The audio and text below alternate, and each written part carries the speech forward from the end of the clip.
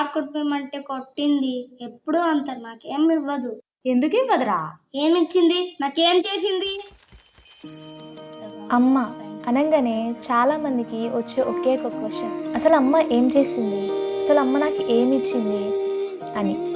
So ఈ క్వశ్చన్కి answer ఖచ్చితంగా ఈ స్టోరీలో మీకు దొరుకుతుంది. కాబట్టి లాస్ట్ దాకా చూడండి, ఇది మీకు నచ్చుతుందని నేను అనుకుంటున్నాను. అలా అనకూడదు బిట్టు, నీకు ఒక కథ చెప్తా, వింటావా? సరే. సో మనం స్టోరీలోకి వెళ్ళిపోదామా? Okay, let's go. హలో అండి, సిరీస్ యూనివర్స్ యూట్యూబ్ ఛానల్కి స్వాగతం. సిరీస్ యూనివర్స్ ఇది ఒక కథల ప్రపంచం. ఒక చిన్ని గ్రామం, అందులో రోహాన్ అనే పిల్లాడు అతని తల్లి మీరా వద్ద పెరిగాడు. రోహాన్ తండ్రి అతని చిన్నప్పుడే మరణించాడు. దాంతో మీరా ఎంతో కష్టపడుతూ రోహాన్ని చదివిస్తుంది. మీరా పూట గడపడానికి కూడా చాలా కష్టపడేది. రోజులు గడిచాయి. రోహాన్ వయసు పెరిగే కొద్దీ తన చుట్టూ ఉన్న ప్రపంచాన్ని వేరేగా చూడటం మొదలుపెట్టాడు. అంటే రోహాన్ అతని స్నేహితులకు వాళ్ళ తండ్రులు ఇచ్చే బహుమతులను చూసి నాకు ఇలా ఇచ్చేవాళ్ళు ఎవరూ లేరు అని బాధపడుతూ ఉండేవాడు. అది వాళ్ళమ్మ గమనించి నేను నా కొడుకు కోరుకున్నది ఇవ్వలేకపోతున్నానే అని కృంగిపోయేది. ఇది మాత్రమే కాదు, ఒకరోజు రోహాన్ స్కూల్ బయట నిల్చొని ఉండగా వాళ్ళ ఫ్రెండ్ అజయ్ అక్కడికి వచ్చి, హే రోహాన్, సాటర్డే నా బర్త్డే పార్టీ ఉంది, నువ్వు వస్తున్నావు కదా అని అంటాడు. అప్పుడు రోహాన్ వెంటనే నవ్వుతూ, హా అవును కదా, వస్తాను అని చెప్తాడు. కానీ ఆ రోజు నైట్ రోహాన్ మంచం పైన నిరాశగా కూర్చొని ఇలా ఆలోచిస్తూ ఉంటాడు.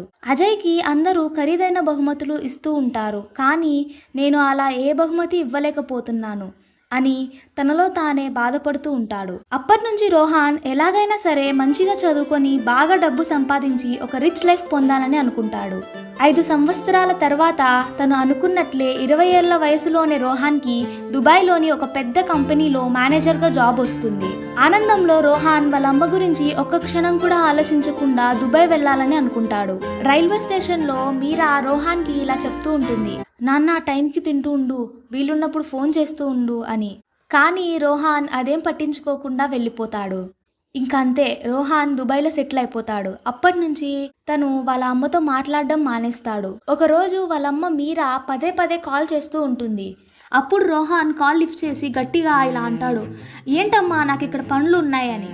అప్పుడు మీరా ఎప్పుడు వస్తావు నాన్న అని అడుగుతుంది. వెంటనే రోహాన్ కుదిరినప్పుడు వస్తాలే అని చెప్పేసి కాల్ కట్ చేస్తాడు. 1 నెల తరువాత రోహాన్కి కొత్తగా తెలియని నంబర్ నుండి కాల్ వస్తుంది.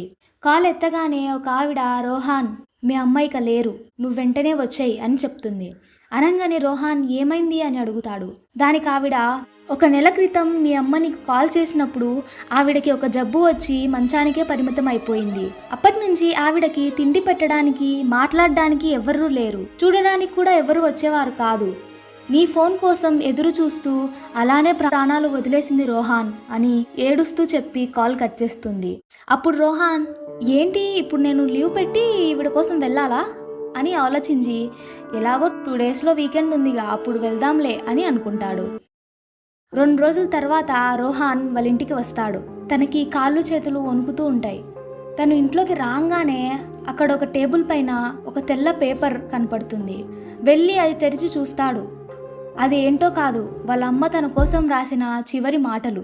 అందులో ఇలా రాసుంది, నాన్న రోహాన్, నన్ను ఎప్పుడూ అడుగుతూ ఉంటావుగా నాకేమిచ్చావు, నా కోసం ఏం చేసావు నువ్వు అని.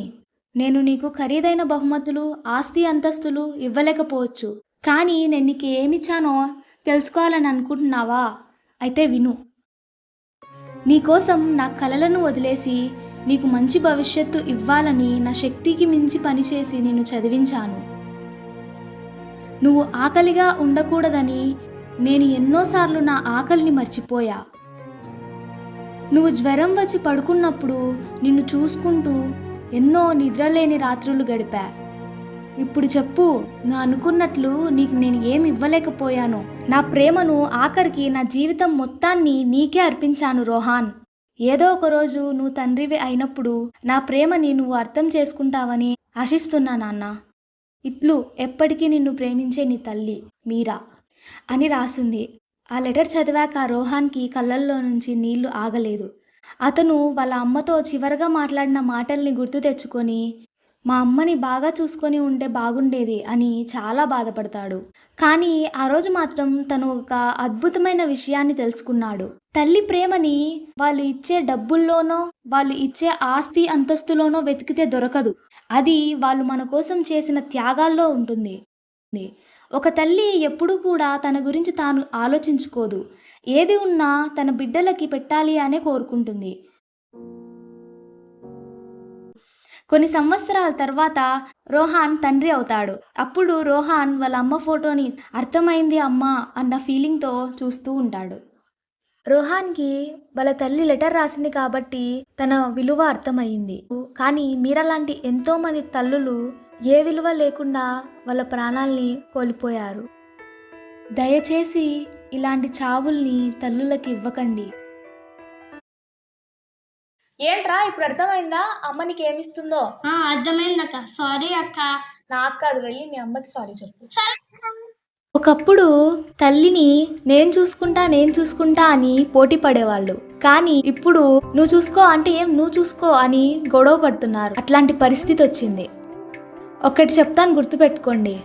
తల్లిని చూసుకోవడం ఎంపిక కాదు, అది ఒక బాధ్యత. మా అమ్మకి నేను ఇంత ఖర్చు పెట్టాను, ఇంత చేశాను అని చెప్పడం కాదు. ఆవిడకి 3 పూట్ల ప్రేమగా తిండి పెట్టడం, ఆవిడ అనారోగ్యంతో ఉన్నప్పుడు పక్కనే ఉండి అమ్మ నేనున్నాను అని తోడుని ధైర్యాన్ని ఇవ్వడం.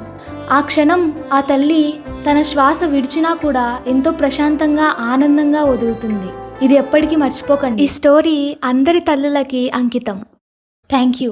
ఈ చిన్ని కథ మీకు నచ్చిందా? మరి ఇంకెంత ఆలోచిస్తున్నారు? లైక్ చేయండి, షేర్ చేయండి, కామెంట్ చేయండి. మరిన్ని వీడియోస్ కోసం మన ఛానల్ని సబ్స్క్రైబ్ చేసుకోండి. Thank you. Thanks for watching. Bye bye.